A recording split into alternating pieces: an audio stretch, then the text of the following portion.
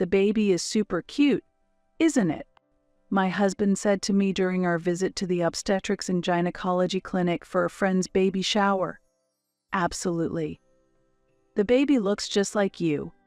"Why would the baby look like me?" he quickly retorted, and Odessa also laughed and said, "Don't say weird things."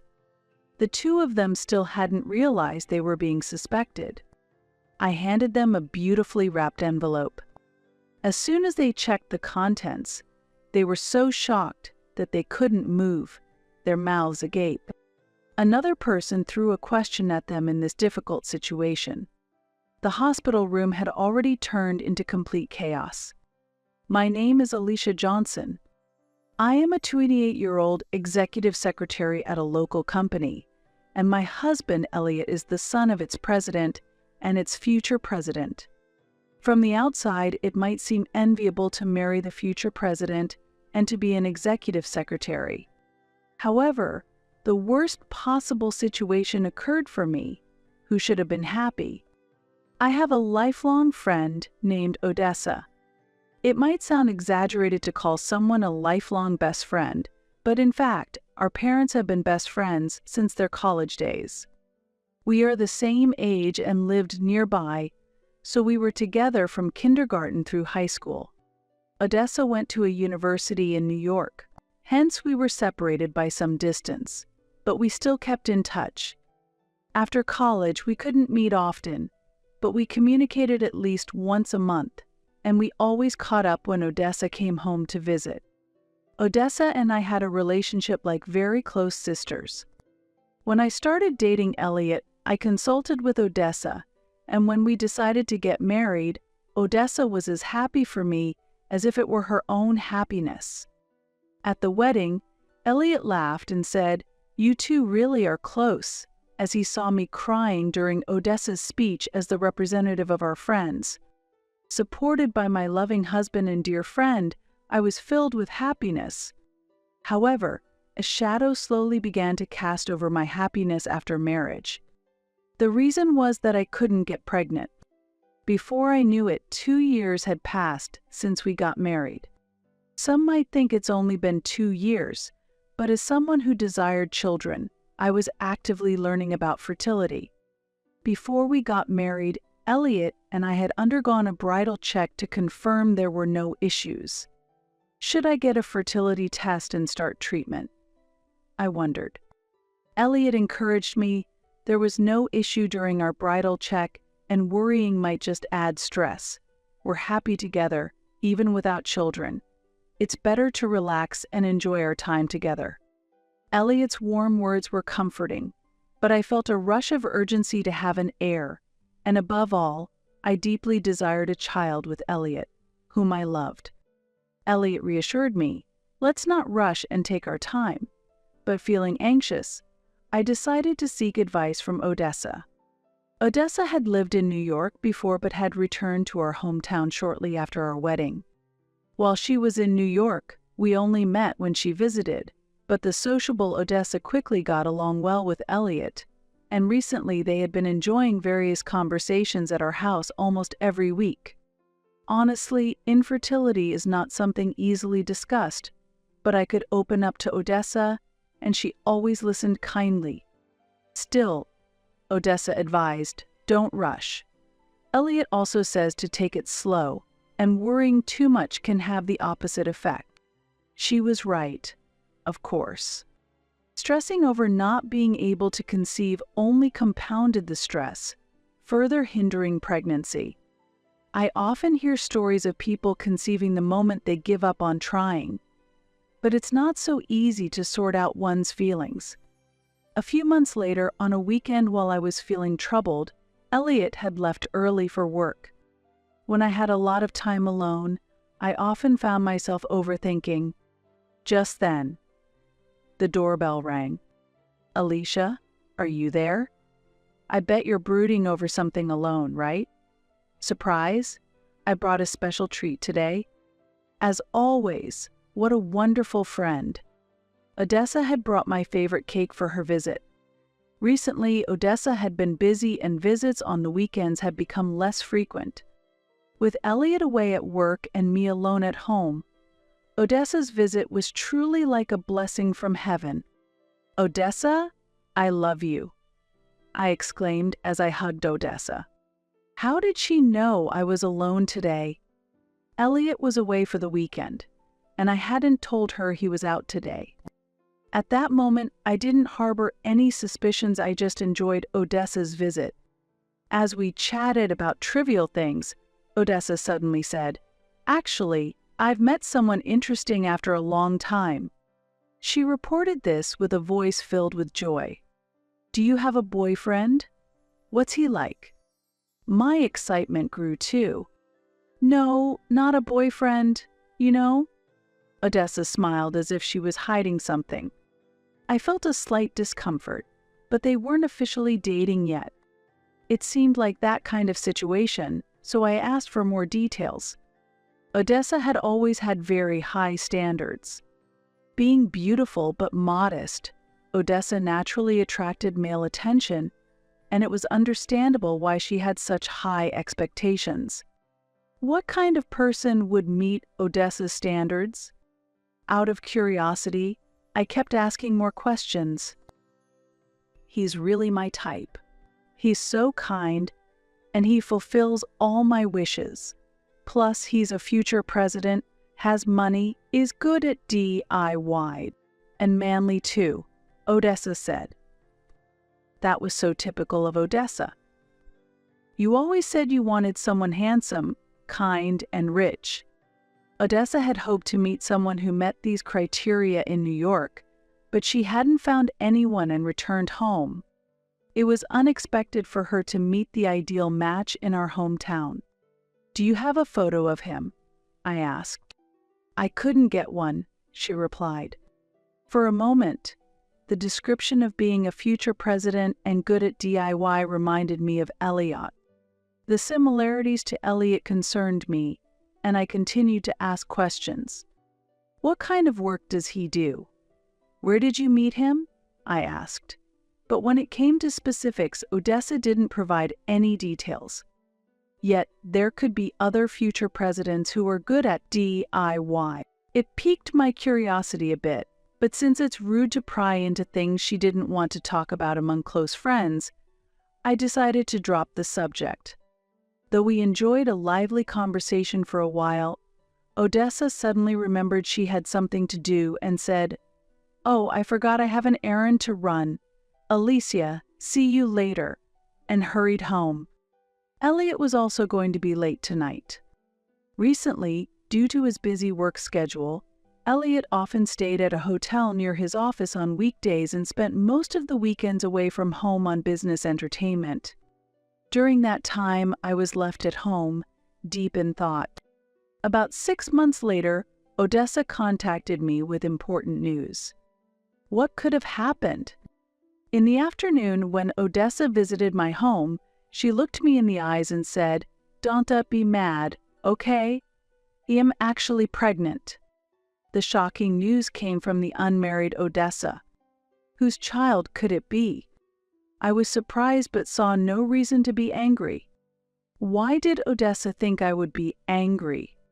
I smiled and said, "If you're happy, Odessa, then I'm happy too. Congratulations? Are you going to marry him? If you do, let me do the speech?" In response, Odessa looked a bit somber and said, "I'm not thinking about marriage, but he will support me, so it is okay." "So, it's like a common law marriage?" I asked, and Odessa quietly nodded. "What about your parents?" I probed further, and Odessa replied, "Please, keep it a secret from my parents. I'll explain it to them. There might be specific circumstances she can't disclose to others." When I heard she had a boyfriend 6 months ago, I felt she was hiding something, but it seemed best not to delve too deeply. With this in mind, I responded, understood, and only encouraged her by saying, "Have a healthy baby."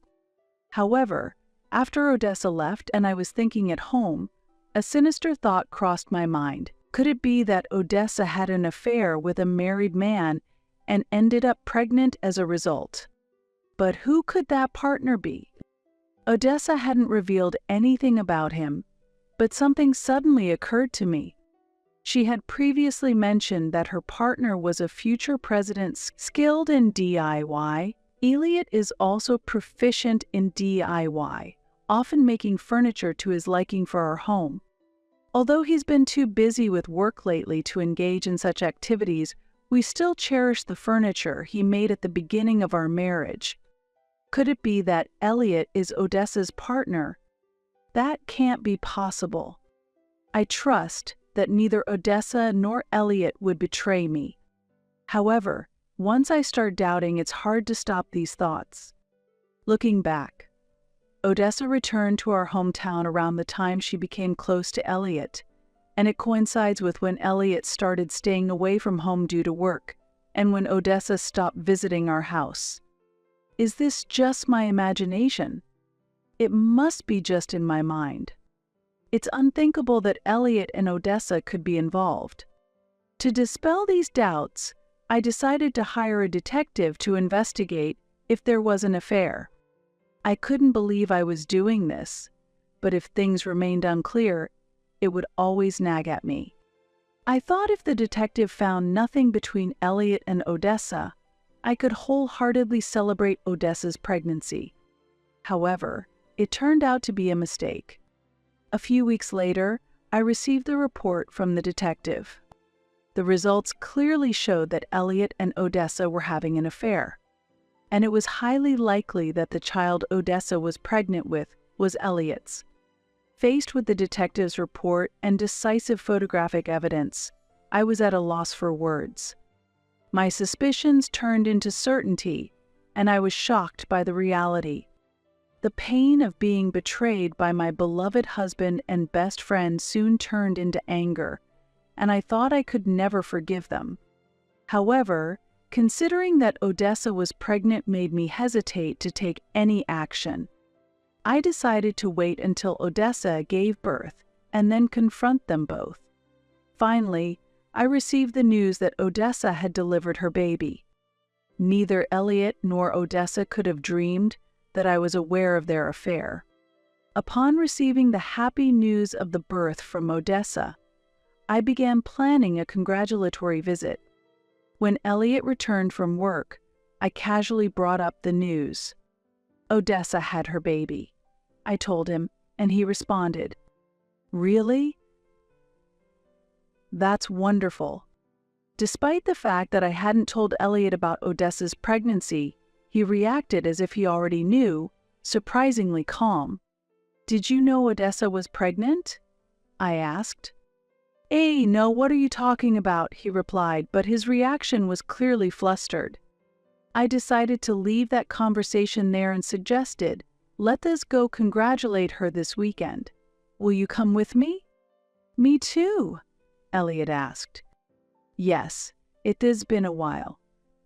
Both you and Odessa have been busy, and it has been almost a year since you saw each other," I said. "Oh, right. It has been that long already." Elliot's expression changed, and his eyes darted around. They say people often look up to the right when they lie, so maybe I could enjoy watching his reactions a little longer. But if anything more comes to light, it might make all my efforts futile. Then the day of the celebration arrived. I took Elliot with me to the maternity ward where Odessa was admitted. "Odessa, congratulations for real," I said. "Alicia, thank you," Odessa responded. In the hospital room, Elliot, who had been fidgeting behind us, also joined in. "Odessa, it has been a while. Congratulations." "Ah, thank you, Elliot." Their interaction was awkward to the point of seeming forced, as if they were acting. In the hospital's newborn room, we were informed that a healthy boy had been born. The three of us went to the room, and Odessa proudly pointed out her baby. "There, the third baby from the right. He's still so tiny," Odessa said. The baby was facing us, and his face was clearly visible. Every baby is adorable, but this child was born from an affair. Thinking about what his life might become, it pained my heart. Should I step back silently, doing nothing, or should I take some action? However, if I do nothing, nothing will change between these two. As unfortunate as it is for this baby, a proper resolution is necessary. When we returned to Odessa's room, her parents were there for a visit. I introduced Elliot while exchanging greetings. After the greetings settled, her mother asked, "How was the baby? Was he awake?" Elliot replied enthusiastically, "Yes, he was awake. Really cute." Then he turned to me and said, "The baby is super cute, isn't he?" I responded, "Absolutely. He looks just like you." Elliot laughed and said, "Why would he look like me? How could he resemble you, I wonder?" "Because he's your child," I retorted. Elliot panicked. "Wait, please don't say things that could cause misunderstandings." Odessa joined in the exchange, laughing and retorting, "Don't say weird things. If both of them react too passionately, it might only make them more suspicious." With that thought, I muttered, "Is it really a misunderstanding? Well, whatever," and continued, "Look at this. A surprise present. I hope you like it," and handed Odessa a beautifully wrapped envelope. "Hey, what's this? Can I open it?" Odessa said, surprised. She still hadn't realized that she was under suspicion. Next to me, Elliot chuckled. "When did you prepare this?" As Odessa opened the envelope and looked inside, she was speechless, her expression frozen in shock. "What's wrong?" I asked as Odessa opened and closed her mouth without making a sound. Elliot, curious about her reaction, peered into the envelope and lost his voice with a stunned Seeing Odessa and Elliot's reactions, her parents also became concerned and asked me what happened. "Alicia, what did you give her?" I took the envelope from Odessa and said, "Are you ready to see this? It's not pleasant," and handed it to her mother. As her mother was about to open the envelope, Odessa shouted, "Wait! Don't look! What is this?" her mother exclaimed. Then, looking into the envelope, she stared at Elliot and said, "This is..." The surprise present I had given to Odessa was the photographic evidence of her affair with Elliot, provided by the detective. The photos clearly showed Elliot's face, leaving no room for doubt. "Are you Alicia's husband?" her mother asked Elliot, seeking confirmation. Elliot looked down, unable to respond. At that moment, an angry voice from her father echoed in the room. "Silence solves nothing. Say something."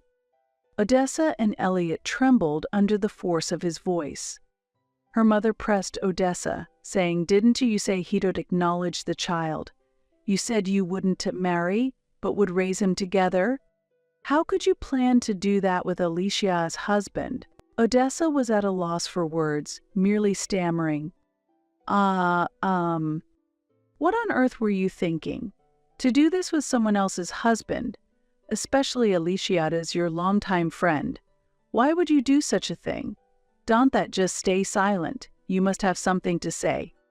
As her father raised his voice further, Odessa simply remained silent, bowing her head.